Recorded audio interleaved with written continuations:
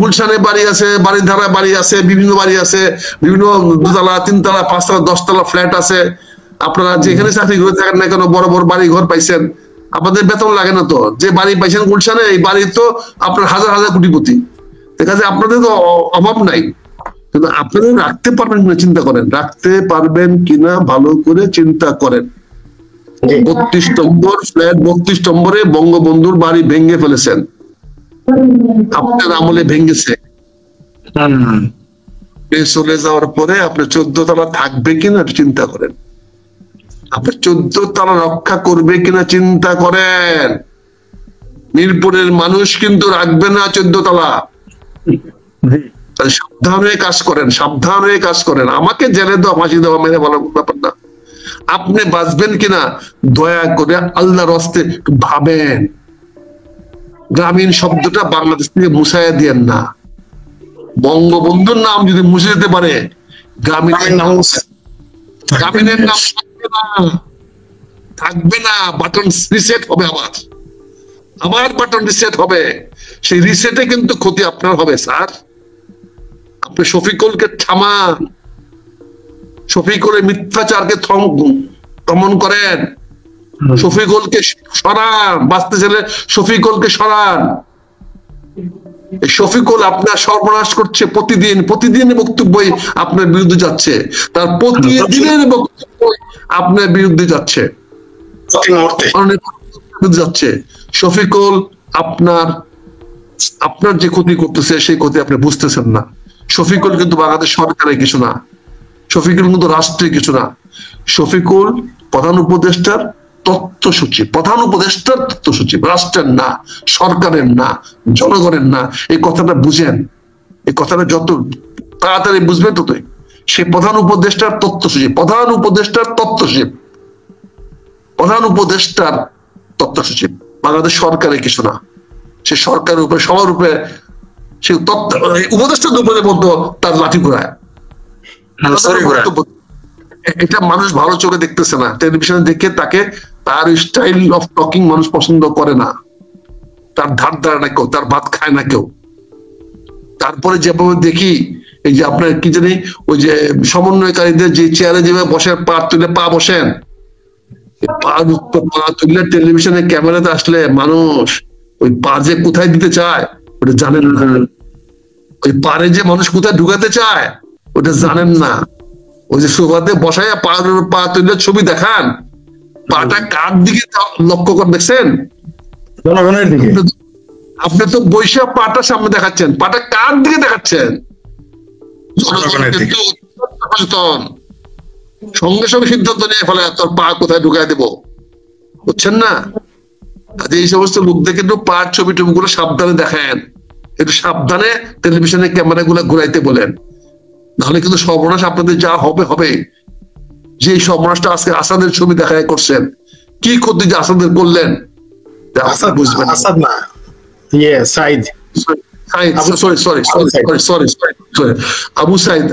আবু সাইদের যে ক্ষতিটা আপনারা করলেন, এই ছবিটা দেখানো দরকার ছিল না, আজকে প্রয়োজন ছিল না। একটু বলেন ফরিদ ভাই, আক্তার ভাই, ফরিদ ভাই এই বিষয়গুলো একটু বলেন যে আসলে কি হচ্ছে। ধন্যবাদ। আন্তর্জাতিক ভাবে এই দুইটা ঘটনা এই রিসেন্টলি ঘটে গেছে। এই পরশচন্দ্র শীল এবং তার সন্তানকে জেলে দিছে নবীর অবমাননার অভিযোগ, মিথ্যা অভিযোগ তুলে। দ্বিতীয়ত এই যে আপনার মন্দিরটা, অস্থায়ী মন্দিরটা ভেঙে দিল খোদ প্রশাসন। এটা কিন্তু বাংলাদেশের, এটা কিন্তু ওই যে জাহিদুর রহমানের ভাষায় যদি বলতে চাই, এরা কিন্তু পৃথিবীর হাতে কার্ড দিয়ে, আর স্যার কিন্তু বারবার বলছে, এর আগে 2-3 বার বলছে টকশোতে, যে বাংলাদেশের মানুষ একদিন ভারতের হাতে, আমাদের ভাষা বলে। আমি একটা প্রশ্ন রাখি ফরিদ ভাই, আপনি দেখেছেন যে পশ্চিমবঙ্গের যিনি মুখ্যমন্ত্রী মমতা ব্যানার্জি, উনি কিন্তু বাংলাদেশের রাষ্ট্রপতিতে গত 8-10 বছরের কোনো মিটিং করেন নাই। গত 2 দিন আগে উনি মিটিং করেছেন। অনেকেই বলছেন যে 2026-এ ওয়েস্ট বেঙ্গল নির্বাচনের আগে অনেকগুলা এই কাজগুলো করাচ্ছে যাতে তাদের মানে ওয়েস্ট বেঙ্গলে বিজেপি ক্ষমতায় আসতে পারে। কি বলবেন সংক্ষেপে প্লিজ? ঘটনা ঘটলে যে কেউ ক্যাশ করবে। সে আজকে যদি আমি স্যারের সাথে একটা ডিবেটে চলে গেলাম, ধরে নেন হয়তো একটা ডিবেটে চলে গেলাম, এই ডিবেটে কিন্তু প্রত্যেক পক্ষ যার যার বক্তব্যটুকু ক্যাশ করে নিবে। আমার এখান থেকে কিছু ক্যাশ করবে, স্যারের এখান থেকে কিছু ক্যাশ করবে, মূল বক্তব্য নিবে না কেউ। মনে করেন স্যারের সাথে আমাকে ডিবেট হলো বা একটা কোনো আলোচনাই হলো, যে আলোচনাটা কারো পক্ষে গেল বা বিপক্ষে গেল সেখানে একটু একটু করে ক্যাশ করবে, পরে তারা বলতে পারে যে আমরা ষড়যন্ত্র করছি, ষড়যন্ত্র করে করছি, বলতে পারে। এগুলো হচ্ছে ল্যাম এক্সকিউজ। আপনি সবসময় ষড়যন্ত্র তত্ত্ব খুঁজলে হবে না, যাতে এই ঘটনা না ঘটে সেটা করতে হবে। এই ঘটনা ধরেন এখন যদি আপনি স্ট্রং প্রোটেস্ট, মানে সরকার যদি স্ট্রং কোনো অ্যাকশন নিত, ধরেন পরেশচন্দ্র শীলকে মুক্তি দিয়ে দিত এবং যারা তাকে চড়ালো প্রকাশ্য অপরাধ তাকে যদি জেলে পাঠাইতো, আর যারা এখানে মন্দিরে এখানে যদি স্ট্রংলি বলতো এটা অস্থায়ী মন্দির, 7 দিন পর চলে যাবে, আপনারা যারা তৌহিদি জানাচ্ছেন ঘরে ফিরে যান, হিন্দুদের বলবে ভাই তোমরা অস্থায়ী মন্দির, রেলের জমি যেহেতু বিতর্ক হয়েছে একটু ছাড় দাও, মেনে নিত, তাহলে তার রয়ের কথা এখানে আসতো না। এগুলো ল্যাম এক্সকিউজ। আপনি ঘটনা ঘটিয়ে, এটা হলো গেম ব্লেম। আমরা গেম ব্লেম খেলতে চাই না, গেম ব্লেম এগুলো খেলতে চাই না।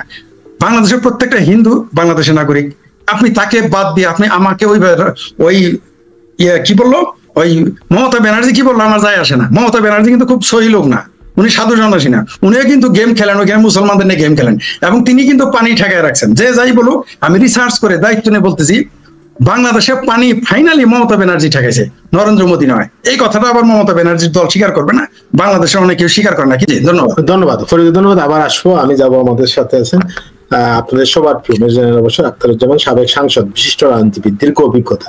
আখতার ভাই, আমরা আসলে এই জন্য আজকে আমরা বিচারিত নাকি রাজনীতি প্রতিহিংসা, অনেক জায়গায় রাজনীতি প্রতিহিংসা আমরা দেখতে পাচ্ছি যে অনেক জায়গায় মুক্তিযোদ্ধাদের বিভিন্নভাবে বিভিন্নভাবে হেনস্থা করা হচ্ছে। অনেকেই বলছেন যে যারা 1971 সালে পরাজিত তারা এখন ক্ষমতায়। এই বিষয়গুলা নিয়ে বা এই ঘটনাগুলো কি বলবেন? দেখেন, রাজনৈতিক প্রতিহিংসা তো আজকে তো না, গত 15 বছর ধরে তাই চলছে। আমরা রাজনৈতিক প্রতিহিংসার শিকার গত 15 বছরে দেখেছি। আমরা প্রয়াত পতিত প্রধানমন্ত্রী শেখ হাসিনার তো একটাই কাজ ছিল, তার পিতার হত্যার প্রতিশোধ নেওয়া, এবং সে জনগণের বিরুদ্ধে প্রতিশোধ নিয়েছে, রাজনৈতিক দলের বিরুদ্ধে প্রতিশোধ নিয়েছে, দেশমাতা খালেদা জিয়ার বিরুদ্ধে প্রতিশোধ নিয়েছে। এই প্রতিহিংসার প্রতিশোধের একটা উল্টাটা চলছে এখন উল্টাটা শুরু হয়েছে। আগে তারা প্রতিশোধ নিয়েছে, এখন তাদের বিরুদ্ধে প্রতিশোধ নেওয়া হচ্ছে। এবং এই প্রতিশোধ নেওয়ার বন্ধ করবে কে?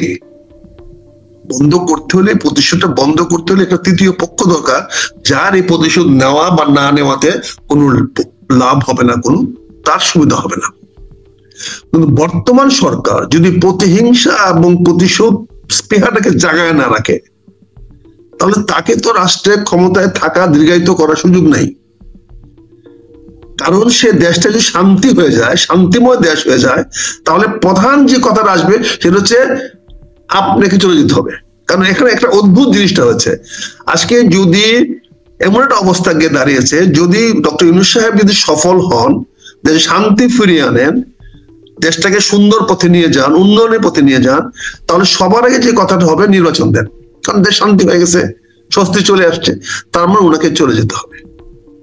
এই যে একটা অবস্থার মধ্যে উনি আছেন, যে রং পজিশনে উনি আসছেন, উনি এখন হচ্ছেন যে স্তূপের নিচের দিকে আছেন, উপরে উঠতে হবে। অত্যন্ত প্রতিকূল একটা অবস্থায় উনি চড়াই উঠতে হচ্ছেন। এখন যা কিছু পড়ে ওনার উপরে, উনি খালি নিচে পড়ে যান। এখন ধরেন এই যে ঘটনাগুলো ঘটতেছে, ঘটনাগুলোর জন্য কি কি পরিবেশ সৃষ্টি হচ্ছে? পরিবেশ সৃষ্টি হচ্ছে আইন এবং শৃঙ্খলা নিয়ন্ত্রণের বাইরে চলে যাচ্ছে। আইন এবং শৃঙ্খলা যদি নিয়মের বাইরে চলে যায়, তাহলে একটা পক্ষকে ক্ষমতায়িত করতে হবে। সে পক্ষটা কে? পুলিশ, প্রশাসন, বিচার ব্যবস্থা। এই তিনটাকে ক্ষমতায়িত করতে হবে, তাদের ক্ষমতা বৃদ্ধি করতে হবে। এবং তাদের ক্ষমতা বৃদ্ধি করতে পারলে যে বেনিফিটটা হবে সেটা হচ্ছে তাদের মাধ্যমে আরেকবার প্রতিশোধ নেওয়া যাবে আওয়ামী লীগের বিরুদ্ধে।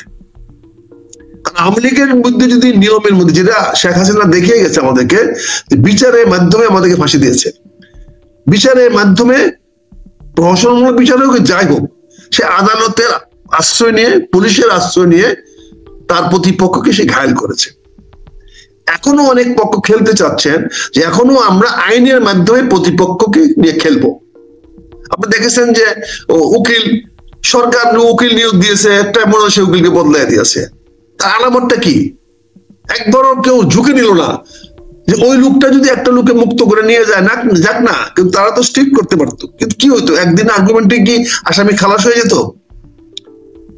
তাকে বসায় রাখতেন, তাকে পয়েন্ট অফ অর্ডারে দাঁড়াইলেই তাকে বসায় দিতেন, বসেন বসেন বসেন, তাহলে তো সে কথা বলতে পারতো না, কিন্তু পরিবর্তন করে দিলেন। তার মানে এখানে ছেলেমি হচ্ছে, চাইল্ডিশ অ্যাক্ট হচ্ছে। এখানে যারা কাজ করতেছেন তারা অত্যন্ত অনভিজ্ঞ, তাদের অভিজ্ঞতার অভাব, তাদের ধৈর্যের অভাব। তারা অনেক কিছু করতে চায় কিন্তু করার সাধ্য এবং সময় কোনো তাদের নাই, বুদ্ধি মেধা তো নাই, এটা তো পরিষ্কার করে বলা যায় নাই। কারণ আপনি যেখানে সমস্ত উকিলদের দায়িত্ব দেওয়া হচ্ছে তারা অত্যন্ত সম্মানীয় ব্যক্তি, ভালো উকিল, তারা অবশ্যই ভালো উকিল, তবে তাদের চেয়ে কয়েক গুণ ভালো উকিল রয়ে গেছে কোর্টে, এবং যাদের কাছে ওনারা কিছুই না, যাদের কাছে ওনারা নস্যি। আমি বলছি না ওনারা অযোগ্য, ওনারা আমার বন্ধুরা যোগ্য, অনেক যোগ্য, কিন্তু তাদের চেয়ে অনেক অনেক বেশি যোগ্য লয়াররা রয়ে গেছেন যারা তাদের প্রতিপক্ষে এসে দাঁড়ালে ওনারা টিকবেন না। এই বাস্তবতা মানতে হবে। আজকে যেটা আপনি বলছেন মমতা ব্যানার্জি যে কাজটা করতেছেন বা বিজেপি কি করবে সেটা দেখার আগে আমাদেরকে দুইটা জিনিস বিশ্লেষণ করতে হবে। ফরিদ ভাই একটা কথা বলি, বড়রা কোনোদিন কখনোই অদায়িত্বশীল বক্তব্য দেয় না। নিচের স্তরে লোকেরা নাপিত দুপা আমাদের মতো এই যে গ্রামের মানে কি বলবো নিম্ন শ্রেণীর লোকেরাই বাপের চেয়ে বড় কথা বলে ফেলে।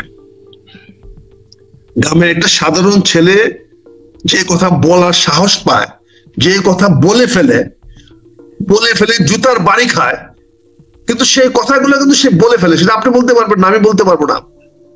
আপনি যদি ফেসবুকে দেখেন দেখবেন যার বাপ দাদার নাম নাই, যার কোনো পরিচয় নাই, যার কোনো ঠিকানা নাই, সবচেয়ে খারাপ বক্তব্যটা মন্তব্যটা সেই করে, এবং তাকে কিছু করতে গেলে তখন আপনারা এই মানবাধিকার কর্মীরা বাগে আসেন। তাকে যখন ব্যস্ত হয় ওই বেটা শিল বলে আপনি তাকে দিচ্ছেন, কিন্তু শিল বলেই তো সে বলতে পারে। এই পৃথিবীতে আপনারা জানেন বাংলাদেশে শিলেরা নাপিতেরাই যত রায়ট লাগাইছে।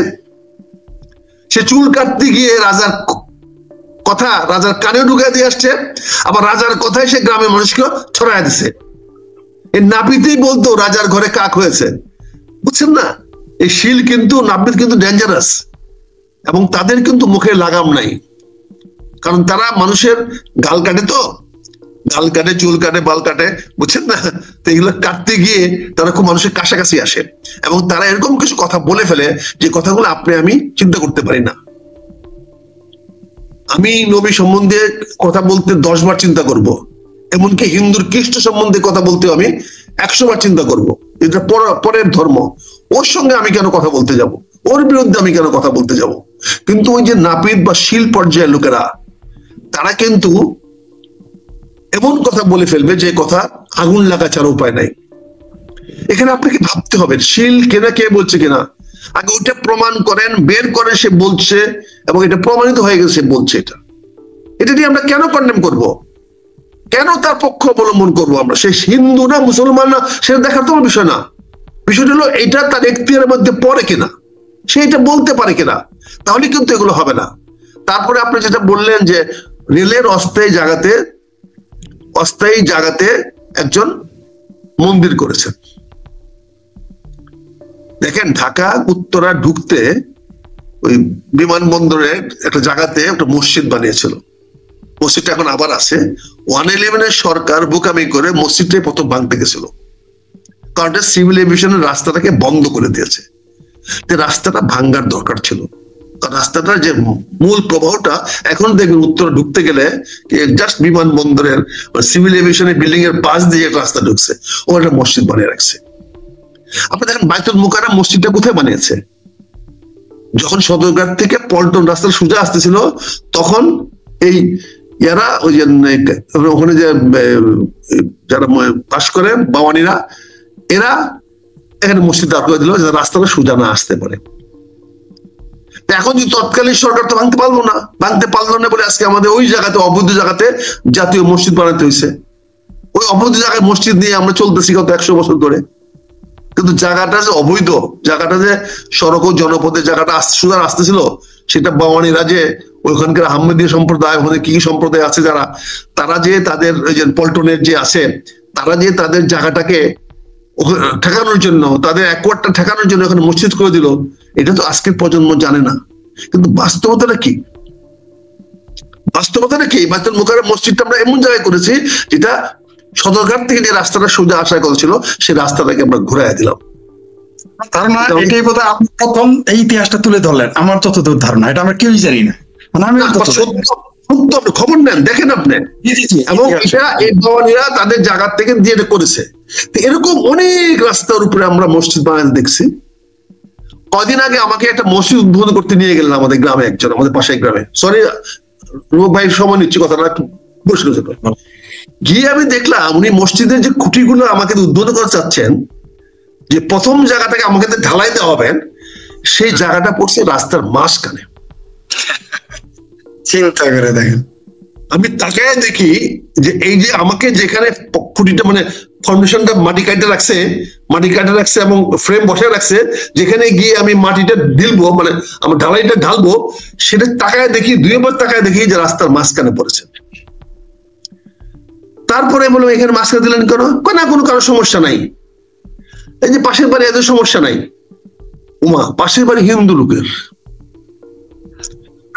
পাশের বাড়িটা বা হিন্দু লোকের, হিন্দু কেমনে বলবে সমস্যা হবে এখানে মসজিদ দিলে? এখানে মসজিদ দিলে সমস্যা হবে হিন্দু লোক যদি বলে, এটা কোন দিকে নিয়ে যাবে বলেন? আমি তো নাটা, বুঝছেন না? আমি জন্ম থেকে উল্টা পথে চলি। আমার আম্মা বলে ছোট সময় নাকি আমাকে দুধ খাওয়াইতে বললে আমি খাইতাম না, না খাইতে বলে চিৎকার করতাম। মানে ছোট থেকে নাকি আমি এরকম নেতা, সবাই যেটা করে আমি এটা করি না, আমি যেটা করতে চাই সেটা করি, তাতে যা হয় হবে।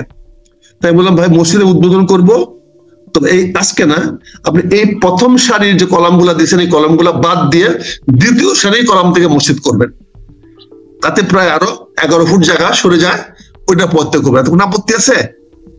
এখন তো না করতে পারে না। আমি হিন্দু বাটা জিজ্ঞাসা করি নাই যে তার আপত্তি আছে কিনা, কারণ তাকে যে তার যে বাড়ির পাশে, এটা আমি বুঝতেও দেয়নি যে আমি বুঝতে পারছি যে ওর বাড়িটা হিন্দুর। তিনটা বাড়ি হিন্দুর, পরপর 3টা বাড়ি হিন্দুর। ওই 3টা বাড়ির এই 3টা বাড়ি রাস্তায় দিক দেয়, এটা আমি কেমনে বুঝলাম এইটা তো আমি বলুম না, কিন্তু এটা আমার আমি বুঝতে পারছি। আর ওই হিন্দু লোকটার সঙ্গে কথাও বলি নাই আর।